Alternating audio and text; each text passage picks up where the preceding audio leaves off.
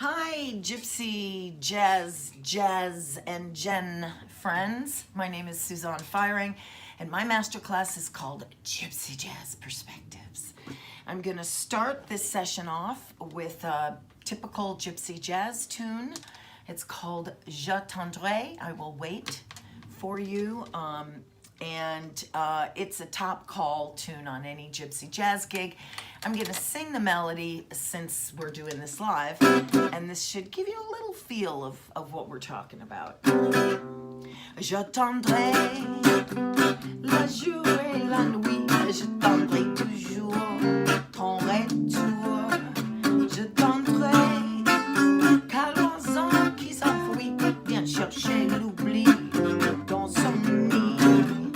Le temps passe et court en battant tristement dans mon corps si lourd.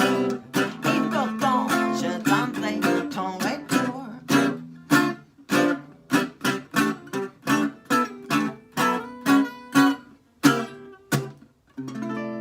That was my own little flourish at the end there.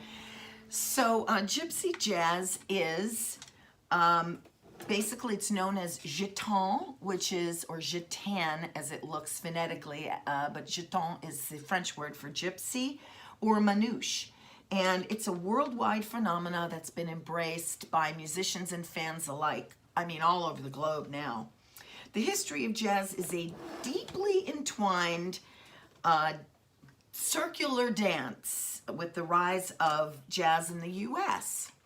As jazz rose from slavery in the Deep South and made its way up the Mississippi River from New Orleans through Kansas City and Chicago, it eventually landed in New York. And there were Jewish immigrants, of course, living in New York right around this time, the early 20th century, from Eastern Europe. You know, there were people like the Gershwins in Berlin and all these fabulous writers, and they became exposed to this new music. They then incorporated this music, American jazz as it was, into their compositions, but their compositions were influenced by the music of their homelands, which were directly linked to gypsy music. What came first, the gypsy or the jazz? Okay, so taking a hard look at gypsy jazz is a deep dive into world history. So riddle me this. What has India, Eastern Europe, Persia, the Nazis, the French Resistance, disabilities, the Jews, covered wagons, Willie Nelson, murder, mystery, intrigue, petty theft, sultry bistros de Paris. The list goes on, and I can see the movie formulating in my brain. Of course, the answer is gypsy jazz. The term gypsy is mistakenly derived from Egyptian. Ethnic gypsies are the descendants of a diverse group of people who were assembled in northern India as a military force to resist the eastward movement of Islam. And over the centuries, they moved westward into Europe and northern Africa, adapting their language, culture, and music. And they are traced back through their language and DNA to places as far flung as Persia, where they have been cited to originate from a single cast of, wait for it, entertainers. I mean, you can't make this stuff up. It's great. Like American jazz, it has risen from social conflict, economic hardship, discrimination, and pain. It's a confluence of cultures, a melting pot of ideas, and one man's attempt to overcome disability and adversity. Gypsy jazz is most commonly associated with that one man, composer-guitarist Django Reinhardt. Yes, this is Django Reinhardt. Oh, bonjour. Bonjour, mon ami. J'ai joué le guitare et gypsy jazz. Sorry, I work with a lot of kids, so you'll have to forgive me.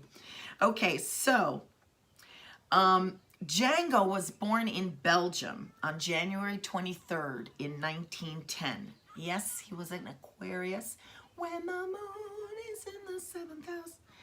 And Aquarians are characterized by adaptability, originality, thriving in new experiences and environments, dealing with conflict. You are so Django if. As a little boy, Django mimicked every kind of music that he heard, and apparently he did it quite well. He grew up very, very poor. He busked on the street for money and begged as well. And he was about 18 years old when he lost command of his little finger and ring finger on his left hand, which is the guitar hand, in a fire. He was trying to save his wife, who was inside their caravan. And believe it or not, a caravan literally was a covered wagon. It's unbelievable. They lived in a Romani encampment outside of Paris. Romani is another name for cultural gypsies and descendants from this particular strain that Django and his family were a part of. He started playing the violin, banjo, and guitar. His father was also very musical and accomplished. And as a young man, Django was quite adept at stealing. He was a petty thief. He would take chickens or whatever else he could get his little hands on that weren't, part of the Romani encampment that they were in.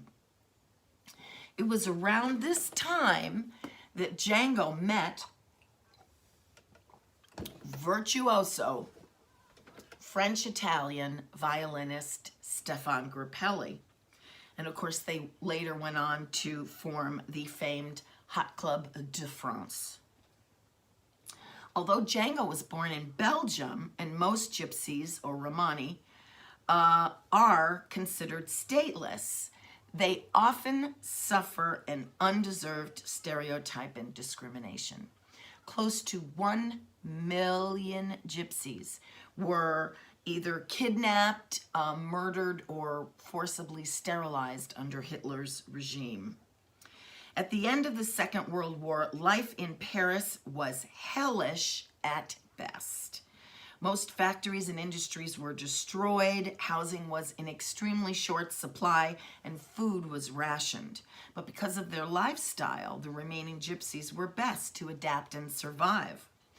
Meanwhile, across the Atlantic, on the western side, the American side, Gypsy Jazz was like a little sibling tagging behind, and it was creating a breeding ground of new ideas to a very hungry Parisian public.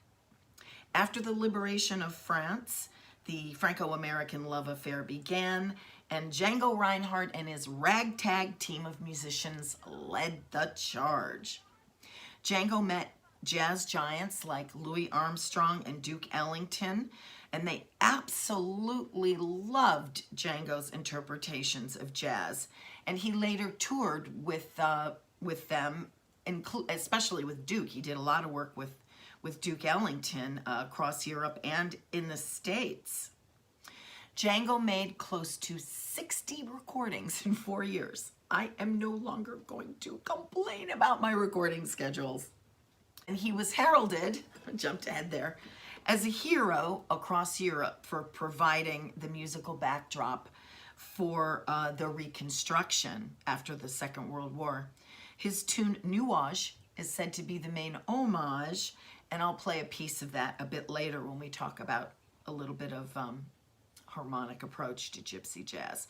So what is the gypsy jazz repertoire? Well, it includes dozens and dozens of songs you probably already know from the Great American Songbook, like All of Me, Sweet Georgia Brown, Honeysuckle Rose, Les Feuilles Mortes, which is Autumn Leaves, I'll See You in My Dreams. You get the idea.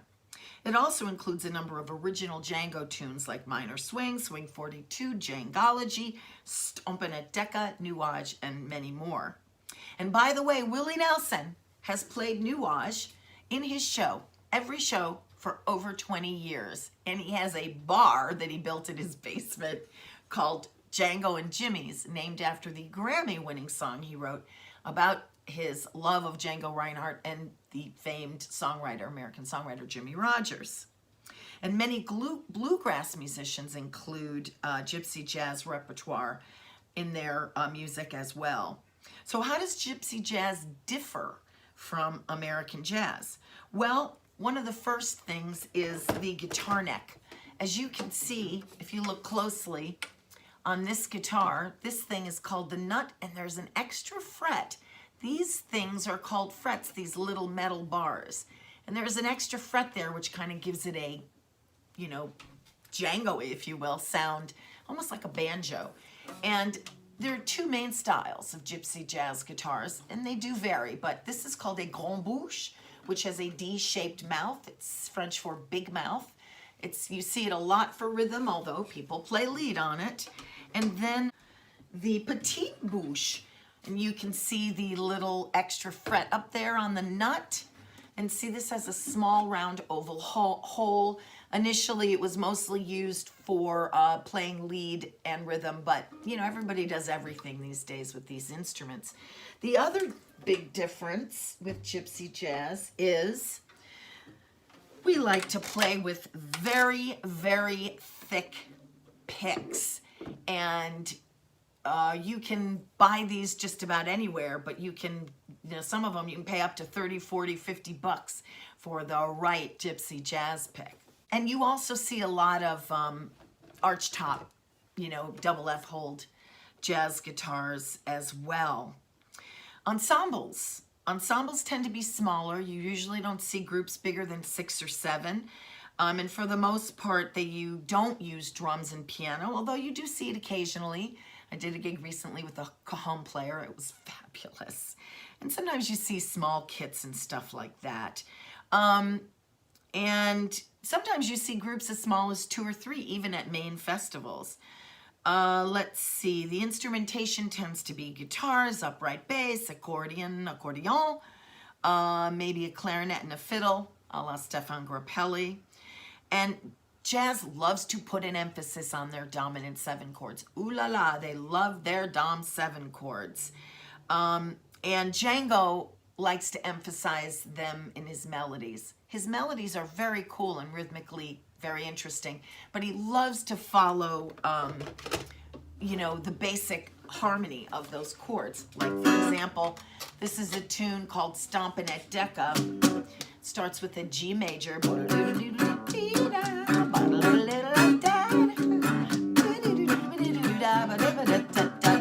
So it's a G major, and then the melody kind of does this in guitar land, your A Dorian shape. He just kind of follows that right down, G major. Then the next chord, the E flat, he starts on the half step down from the 1 of that E flat, that major 7. That's the melody, just plays that arpeggio. And then the rest of the harmony goes, which is, what is that, 6, 2, 5, 1. And the melody is, let's see if I can do it. So you can see it stays pretty true to form, and he writes a lot like that. And a lot of times you'll see Dom 7s replacing a 2 minor, 3 minor, 6 minor, which we know is more common in the blues, but it's also very common in gypsy jazz. And I think that they keep their Dom 7s, their 5/7s, I should say, pretty simple. They really state them clearly. Sometimes they put them in weird places, like the 4th beat of the measure before the turnaround. It's weird, but it's refreshing and fun and different. The Dom 7s are clearly arpeggiated. And I think that the gypsy jazz police like that, the historians, etc. You can really hear what they're trying to say. Gypsy jazzers worship the harmonic minor scales, including the scales that have of that flat 5 in them, and you hear them played way more in gypsy jazz than you do in like standard. So maybe a harmonic kind of scale like that, you'll hear, and a lot of times you'll hear them connected right to a Dom 7, I mean a diminished or half diminished arpeggio.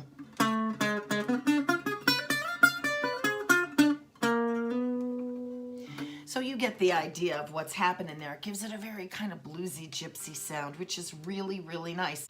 I think that one of the reasons that Django wrote a lot of the songs that he did and played the way he did was because of his disability, because of his hands. And he just, I mean, he got lemons and he made lemonade and he created an entire art form. And the other thing about Gypsy Jazz is that Django, as a composer, loved his Dom 7s in diatonic patterns. And this gives a lot of his tunes a very haunting, beautiful, simple, sexy kind of sound. And that's really what Nuage is all about. I'll just play you a little bit of it and you'll be able to hear exactly what he was thinking. Once again, I'll sing the head. Lentement dans le soir, forgive me. Le train s'en va, keep it simple. Sur le quai sans mouchoir, s'enfuit, right there, clear as day. Déjà, dans la classe comme un songeur, le maigri de sa maison, sur les jours qui allongent, clear as day. Ça s'est trompé l'horizon. Un nuage s'étire. And so on it goes. So there's a lot to learn to be able to play as quickly and as creatively as Django played. So Django and Grappelli played their heads fairly straight ahead, I would say, although you hear a lot of guys today blasting through those heads, playing fast and flashy. You can't even tell what the heads are. And I think this is an opinion, of course, but I think that it's okay if you're playing to a room full of guitarists or jazz musicians, but I don't think it's so great if you're trying to preserve the art form and pass the art form on. And there's actually been a movement within Gypsy Jazz to play them straighter in an effort to make them more accessible to new audiences. But of course, I know this is an age-old jazz argument. Oh, the other thing about Gypsy Jazz, minor blues are king. You can't leave the gig. You can't leave the jam. You can't leave the party. You can't leave the bar mitzvah until you've played minor swing. Don't mean a thing if it ain't got that minor swing. So, and the minor blues are all over Gypsy Jazz. And solos tend to lean on the bluesy side, even over changes that aren't so bluesy. So the interesting thing about this, the most popular tune besides Nuage in the Gypsy repertoire, is that minor swing in its hipness is extremely simple. It's just basically, we're in the key of C, but we'll start on the A minor, which is the 6. We're going to look at it like a 1, up to our D minor, and then it goes to a 5.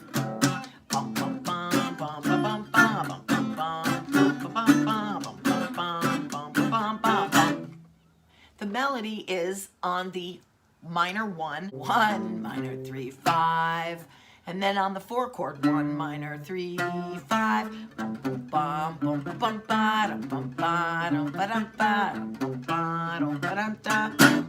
Very, very cute and clever tune, and it's just a blast to play over. And it's a great song for beginners as well as, you know, people that go a little deeper. So, how does Gypsy Jazz fit into our modern lives? Well, it has exploded across Europe in the last decade or so, with festivals and gigs, and, you know, museums are doing the history of it. It's fabulous. And it's really starting to catch on in America. I run Nashville's Gypsy Jazz Festival. It almost killed me. Hopefully we'll be able to do it again after COVID. But even like folk festivals and Americana festivals are hiring gypsy jazz musicians, so it's something to think about. And the sale of gypsy jazz, you know, Gitan Manouche guitars and replicas of famous guitars, they have just gone through the roof. They're selling like hotcakes. So that's a very good sign, even through the pandemic. The Black Lives Matter movement has exposed the disparities of stereotypes and labels to the masses. And the gypsies, that population is really no different. We owe it to the music, the musicians, the culture that gave us this inspirational art form to speak of them respectfully. And, you know, so when you're traveling, just be aware of that and you're playing and listening to musicians. It's true, without American jazz, there would be no gypsy jazz. But in return, there would be no jazz without the gypsy music influence from Eastern Europe. And of course, the centuries-old help and love from our allies, the French. Without the help of the French, we would never have gotten independence from the British. And I think that was the beginning of this amazing relationship. Someone recently asked me how I got into gypsy jazz. And it happened when I ran into and jammed with these Romani musicians in Paris. They played songs like How High the Moon and Sweet Georgia Brown, and the way they played it just fascinated me. So I hung out and I kept going back year after year and sitting in and playing with them, and it was just amazing. Once I became sort of friends with them, I asked them how they learned these American tunes and how they were able to play them in this way, and they told me that they live off the grid. This particular group of guys lived in warehouses and their vans, now their caravans are modern vans, and that they learn these tunes. A lot of them don't read music, but you'd never know it because they're brilliant. They learn the tunes by sitting around campfires, listening to their elders. In this day and age, it's just amazing. So I can tell you more about that story down the road. Hit me up. We'll share a glass of white or red Bordeaux. We can even do it over Zoom. Feel free to hit me up for more info on gypsy jazz. If you're interested in some jazz guitar lessons, music business consultations, or songwriting. All right, I hope you're having a great day, and we'll see you in person next year at the Gen Conference. Yay! Bye!